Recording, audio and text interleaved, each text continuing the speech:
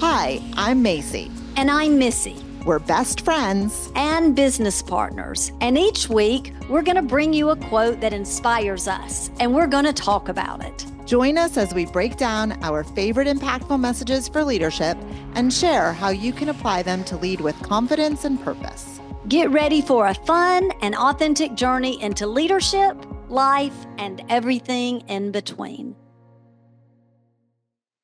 Well, hey, bestie. Hey, bestie. It's good to see you. Good to be with you on this recording Tuesday.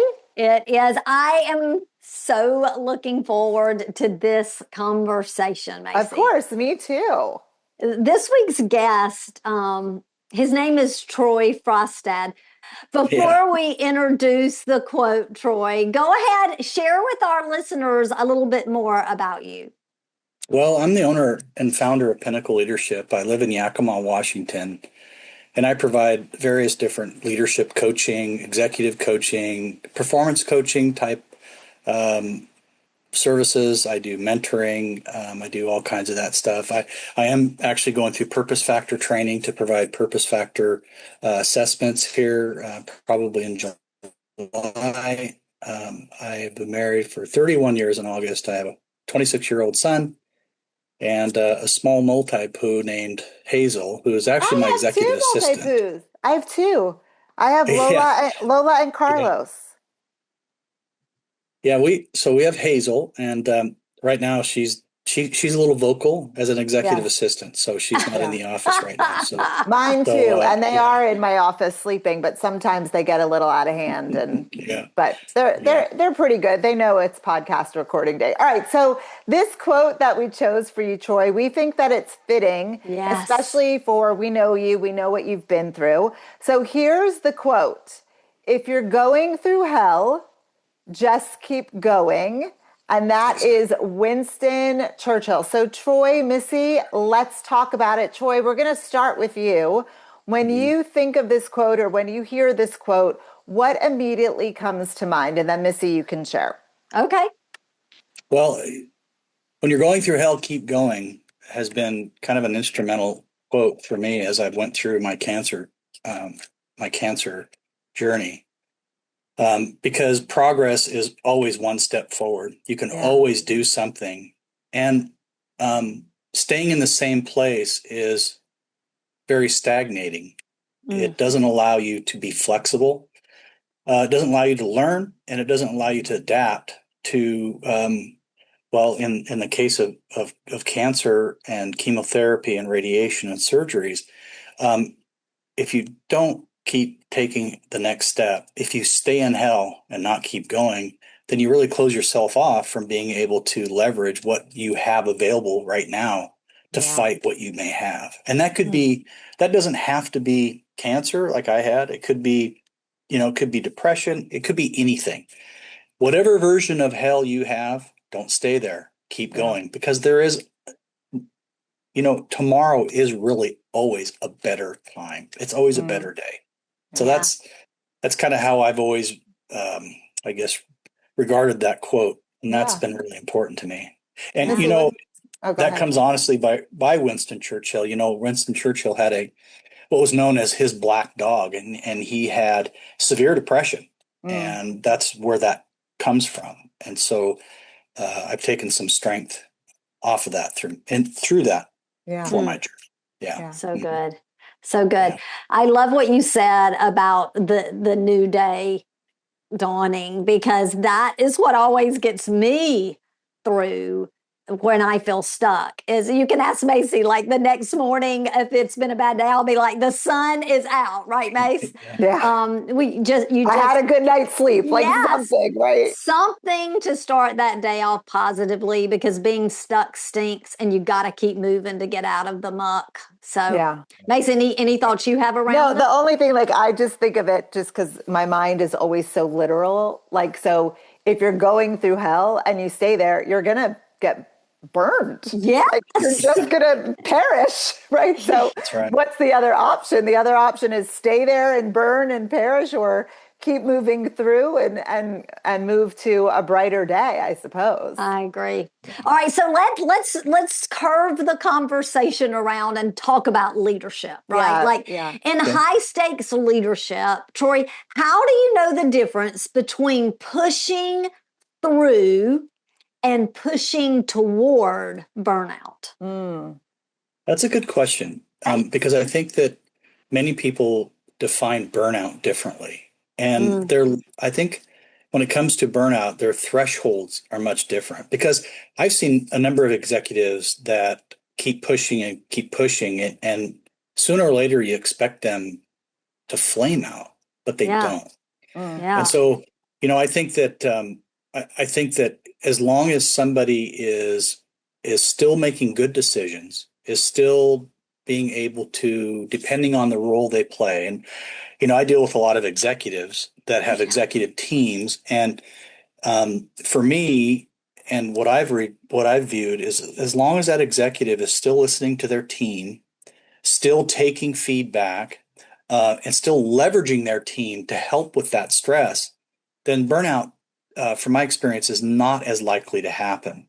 It's when a leader becomes insular, closes off, is when anxiety typically builds, when you become, psychologically become more depressed, or you may increase anxiety. And anytime you make decisions from those places, they may work. Some very experienced executives can make decisions because of experience, but a lot of the newer executives, younger executives that don't have as much experience, tend to really overthink and get in their minds. And then, by the way, they stay in hell. Sure. And they don't keep walking. So let me ask you this, Troy. It's kind of like a piggyback, because you mentioned decision making, and you talk a lot about distortion in decision making. So what are some signs or signals that a leader, like that their judgment is becoming distorted under pressure? That's good. Mm-hmm. Well, when leaders are under pressure, from my experience and from my personal experience, decisions become distorted based on the bias or the lens or the frame that you have for situations and circumstances that present to you.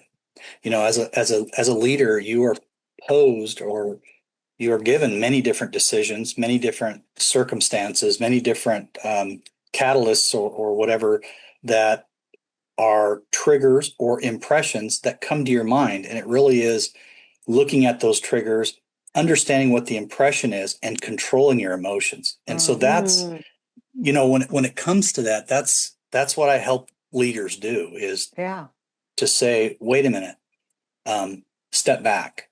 Yeah. Take the pause. Yeah. Take the pause. Do you think that fear plays a role? Like, does it have this quiet influence on those decisions, and leaders might not even realize it? Absolutely. Yeah. Yeah. Fear.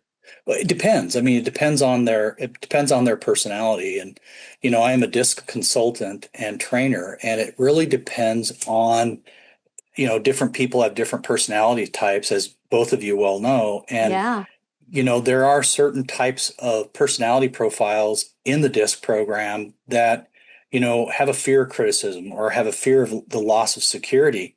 And unless somebody is trained through that, or has went through, what would you call it? Emotional training or emotional intelligence training, and understand themselves, they can get stuck really quickly. And when they get stuck, sometimes they don't know how to get out of it, or they have unhealthy coping mechanisms that they do. They lean on. Right? They lean on. Yeah. And I think, sometimes sorry, Troy, go ahead. As I say, and sometimes, those coping mechanisms and those behaviors are ones that they've used for years. And it may have been something that's been successful in the past. But what I find is that as people change and they grow in their leadership track or their leadership career, sometimes those old behaviors or old ways of going back to and coping don't work for the situation that you're in. Yeah. And that is something that I know that both of you do blue collar leadership coaching. We do work with some blue collar leaders. That's right. And I have as well throughout my career. And, it isn't aptitude necessarily.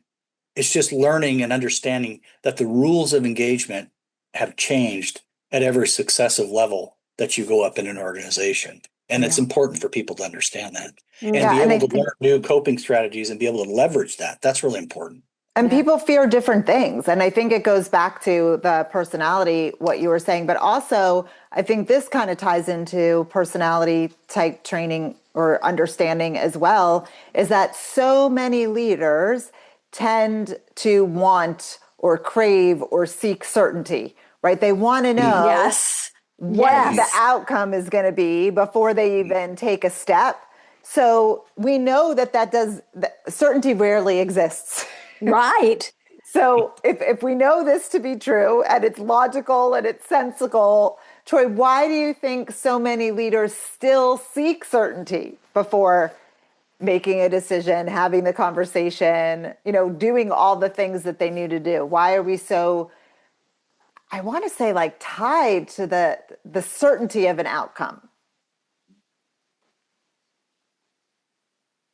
Well, I think sometimes that is a result of the ability to have information given to us so quickly that we look at that information and we trust that it's very, very accurate.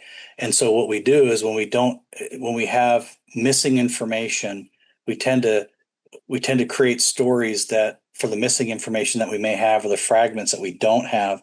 And so I think a lot of people will sit and they'll analyze because not making a decision or having a trouble making a decision is largely fear-based. Yeah. From my perspective. And it could be the fear of failure, but what's often not looked at is the fear of success as well. Yes. Agreed. Right. If I don't make a decision because it's a fear of failure, well, because if I fail and that looks bad on me, or that's what they're thinking. That's what they internalize. But the other side of that is the fear of failure. And they say to themselves, well, geez, if this really blows up and it really gets big, I can't handle it. Yeah. So it's a fear of success as well. A lot of people don't talk about that fear of success. And it's a thing. And it is a thing because it is. I think success then ties you to that mindset of, in some instances, keeping up with the Joneses, right? Like, we all know, because we have a mentor, John Maxwell, who has taught us that there is a difference between significance and success. And there's a lot of people that don't know what that is, right? They are so focused on the car, the house, the shoes, the clothes, the bag, the trip. And then when they're afraid that if their success wanes, they're not going to be able to live up to that standard because they've set that standard. But then, so there's just so much mind stuff. The mind games. Yeah, the mind so games. Much that comes with it. So, Troy, we know that you are really passionate about resilience, and it's because everything you've been through. But here's a question. What's the difference between resilience and simply tolerating dysfunction, tolerating what's happening in your world, tolerating things too long? Because it seems like there's a line there. Mm-hmm. Yeah, well, many people would probably define resilience differently, so it's different for everybody. But before I had my cancer and my tragic journey, that I'm actually cancer-free for the third time now. Yeah, congratulations. Yeah, it's been a long road, but before that happened, I would have said that resilience was pushing through regardless. Mm-hmm. And it doesn't have to necessarily be an either or. For me, resilience was pushing forward and recognizing that I still had agency over my body and over my mind, rather than, as we said earlier, staying where we're at. So for me, resilience meant, keep going forward. Tolerating dysfunction, that is something that you can change. And you do that through resilience as well. But it's that goal at the end to say, you know what, this is where I'm going, and I'm going to take the step, whether or not it's comfortable or not. It is what it is. I have my wife and I have had the pleasure of knowing some professional athletes, and one of them was back in the middle '90s. When I was in college, we got to know a saddlebrock rider that was, arguably at one time was number 1 in the world, and he ended up being number 4 in the world. But one of the things that I asked him was, geez, you go in front of the world stage as a rodeo cowboy and you get bucked off. What happens? He says, you get back up and you get back on. Yes. So that's resilience. You might get bucked off, but you get back on. And then we have this young man that's a pro fighter, and he's training with a world-renowned retired boxer. That's, if I said the name, you'd know him probably instantly. But one of the things that I talked to him about is that he said to me, he goes, I get trained and we learn how to punch and we learn how to move and we learn how to strategize. But what people don't realize is that you have to learn how to get hit. Yeah. We did an episode with a boxer on that. Everything, I don't remember the exact quote, but it was a Mike Tyson, like, everything is great until you get punched in the face. Yes. That's the reality of it. Like, you do train to fight, you do train to punch, but it's all different. My family's a boxing family, and my husband and son went to an MMA fight, or no, it was bare knuckle a couple of weeks ago. And the guy's good. He's a good fighter. He got knocked out in 20 seconds. And he's like, the guy hit him in the right spot at the right time, because you don't train to get hit. You train to hit. So that's exactly right. Yeah. That's a great. And that's, at the end, we talked about my favorite leadership quote, and actually is it a leadership quote? Yes, possibly. But my favorite quote is really from Mike Tyson. Mike said, everybody has a plan until they get punched in the face. That's the episode. That's the one we did. You got to go back and listen to that one if you missed it. It's a fun one. Yeah. Yeah. And so go ahead. Everybody has a plan until they get punched in the face. That is resilience, by the way. Yeah. Personified. Sure. And it's when the rubber meets the road, from my experience, you can go to doctors and you can have them diagnose you. They make a plan. To me, that's learning how to punch. It's learning how to shoot. But it's when you sit down in the chair on a chemotherapy or radiation or a big surgery, that's when it really matters. And that's when you get punched. And so being able to stay through it and be resilient and keep going regardless. So let me ask you this, because we like to be practical here, right? So maybe you could share with our listeners, like, when it starts getting cloudy and your judgment starts to waver, or you're getting punched in the face, like, what's something that they could do immediately to be resilient, to keep going in that, like, hell, whatever that looks like for them? I mean, somebody could be sitting in it right now. What could they do right now? Mm-hmm. Well, I'm a man of faith, very strong faith. And, I know where I'm going. I have an assurance from my Lord Jesus Christ that I'm okay regardless. Mm-hmm. So the first thing is that I fall back into that. I increased my communion with him. But the other one is to just, it's hard to explain. It's just that indomitable, keep going, don't stop. Because if you stop, then you lose really any agency that you have over you. Mm-hmm. And that's the same thing with leaders. Yeah, you might.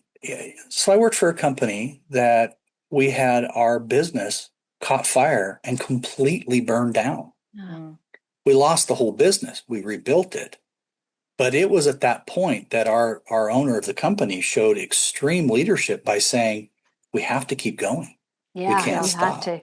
Yeah. Wow. I think that's resilience. It is. And I think it's really a great transition into our big takeaway for the week. And it's that pressure doesn't create leadership problems. It really exposes them. And the leaders who survive those difficult seasons, like you were just talking about, they aren't necessarily the smartest or the loudest or the most confident even.